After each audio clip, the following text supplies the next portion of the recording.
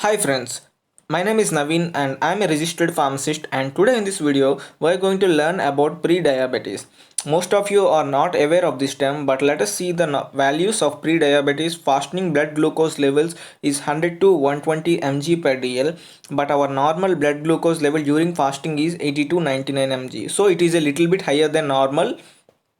So this condition is termed as pre-diabetes, a serious health condition where blood sugar levels are normal, the higher than normal, but not high enough to be recognized as type 2 diabetes.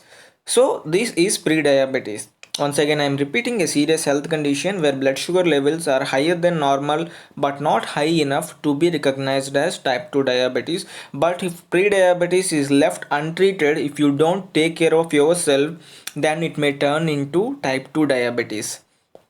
So this is the major problem, but you can reduce the risk of type 2 diabetes because there are several things you can do. Pre-diabetics increase the risk of heart disease, stroke also. So what are the risk factors? The people of age of above 45 years are obesity or overweight. People who are overweight and who have less physical activity are prone to pre-diabetes and eventually leading to type 2 diabetes and other cardiovascular diseases too. So what happens in pre-diabetes? I have struggled hard to show this diagram, which is insulin, our key for cells to utilize blood glucose. Suppose this is a blood vessel in which blood is flowing and even insulin and glucose is also flowing in it, which insulin is released from pancreas, glucose from the food we take. Suppose this is a cell. If a cell wants to utilize energy, it wants energy in the form of glucose. For a cell to uptake the energy in the form of glucose, it needs insulin. So the insulin in the bloodstream binds to the cell's receptor, insulin receptor. Thereby the cell opens the pores to intake the glucose. Uptaking the glucose. To take the glucose, the cell will open the gates.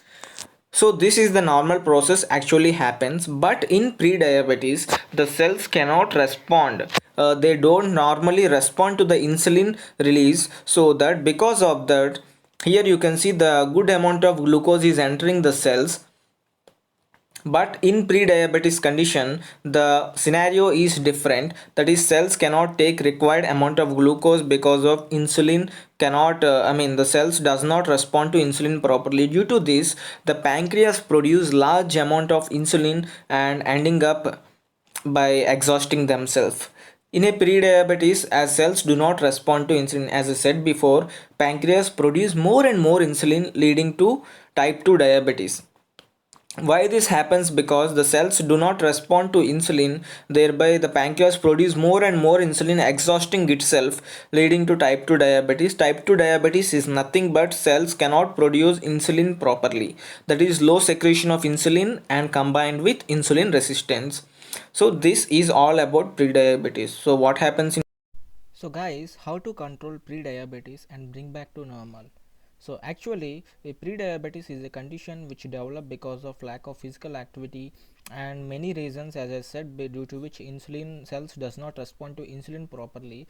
In order for the cells to respond to insulin properly, you need to have some physical activity and eating some healthy foods like eating good vegetables and eating apples, everything, etc., and reducing the amount of sugars in your diets, like reducing the intake of cool drinks, soft drinks, etc., and reducing the sweets also will help you get rid of this pre-diabetes. And doing some physical activity like exercise, yoga, and going for a morning walk every day will help you clear pre-diabetes. And guys, thank you for watching this video. I hope you enjoy this information.